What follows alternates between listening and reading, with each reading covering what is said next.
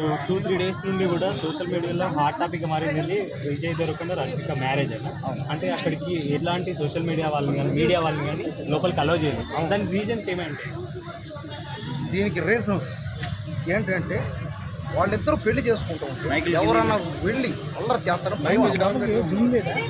విజయ్ దేవరకొండ రష్మిక మండలం పెళ్లి చేసుకుంటారు కాబట్టి వాళ్ళందరికీ ఆల్దర్ చేసుకుంటారు. ఆ పెళ్లికి నేను కూడా పోదాం అనుకున్నా, పోయి ఒక పూట అన్నం తినేసి వద్దాం అనుకున్నాను, కానీ పోలేకపోయింది. పై ఎక్కడ కూడా కాదు, అక్కడ ఉదయపూర్ అంట, ఎక్కడ పక్క రాష్ట్రం వాళ్ళు పక్క దేశంలో పెళ్లి చేసుకుందామని అనుకున్నారేమో ఫస్ట్. అయినా అక్కడ పోయి ఎంత పెళ్లి చేసుకోవాలో అర్థం కదా. ఏడగాని చేసుకుంటే బాగుంది. అక్కడ మన ఫంక్షన్ ఉన్నాయి కదా దగ్గరలో, గోల్కొండ రిసార్ట్ సార్, గోల్కొండ ఉంది, పట్నామా ప్యాలెస్ సన్మాన్ కానీ వచ్చే చేసుకున్నారు పెళ్ళి. కాబట్టి వాళ్ళ పెళ్లి ఇక్కడ జరగకపోవడం నాకు చాలా బాధగా ఉంది. ఇప్పటికైనా వాళ్ళు ఇక్కడ మళ్ళీ ఒకసారి రిసెప్షన్ పెట్టి అందరికీ, నాలాంటి ఫ్యాన్స్ అందరికీ, నేను విజయ్ దేవరకొండ పెద్ద ఫ్యాన్.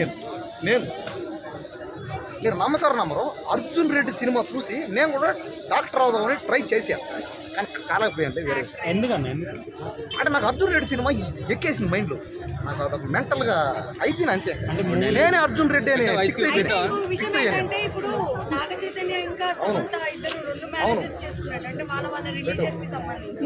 ఇక్కడ వీళ్ళు కూడా విజయ్ దేవరకొండ రిలీజియస్ కి సంబంధించి పెళ్లి అయింది. ఇప్పుడు రష్మిక వాళ్ళ క్యాస్ట్ కి సంబంధించిన వివాహం కూడా జరగబోతుంది. రెండో మ్యారేజ్ ఏమంటారు? జరగాలి. ఆ పెళ్లి జరిగేది కూడా ఇక్కడే జరగాలి. ఇక్కడ మన హైదరాబాద్లోని పార్కులో మంచిది. ఇక్కడ చేసుకోండి, ఇక్కడ పార్కులో చెయ్యి, ఆ ఫంక్షన్ చెయ్యి పక్కన ఇక్కడ దగ్గరలో. కాబట్టి ఇక్కడ దగ్గరలో ఫంక్షన్లు చేసిన హైదరాబాద్లో ఎక్కడో ఇక్కడ పెళ్లి చేసుకోండి. ఆ పెళ్లికి మాలాంటి అభిమానుల్ని అందరినీ రమ్మనండి, వస్తాం మేము. కడుపు నిండా అన్నం తింటాం, చికెన్ మటన్. అవును, నాకు కూడా. నేను మొన్న లైగర్ సినిమా అప్పుడు విజయ్ దేవరకొండ దగ్గర పోయినా, అన్న మన సినిమా హిట్ అవుతుందన్నా అని చెప్పిన. 100 రూపాయలు ఇచ్చాడు నాకు డబ్బులు. నాకు ఇదిగో తమ్ముడు అన్నం తిన్నావు అన్నాడు. లేదన్నా అని చెప్పి పోయి తిను అని చెప్పాడు. చేసాడు. దాంట్లో చూసుకున్నట్టయితే రాజుల కాలంలో ఏ విధంగా అయితే గుర్రం మీద రావడం, ఆ పాత రోజులకు తీసుకెళ్ళినటువంటి పరిస్థితి అయితే ఉంది. అంటే అలా చేసుకోవడం వెనక ఏదైనా కథం?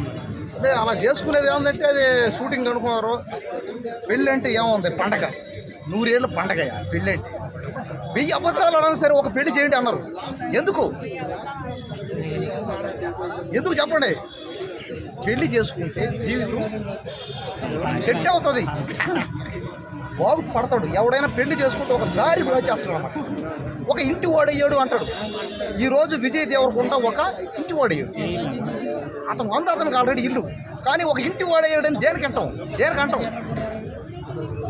ఇంట్లో పెళ్ళం ఉంటుంది, ఇంటి పనులు చేస్తుందని, చిమ్మడం, వంట చేయడం. పని మనిషి ఉన్నా కూడా చేస్తుంది. ఒక పని మనిషి లేకపోతే లాక్డౌన్ వస్తే చేయాలి కదా. అంటే విజయ్ దేవరకొండకి లేడీ ఫ్యాన్స్ ఎక్కువ ఉన్నారు. అవును, మ్యారేజ్ తర్వాత కూడా వాళ్ళందరూ కూడా చాలా బాగా ఏడుస్తూ ఉన్నారు.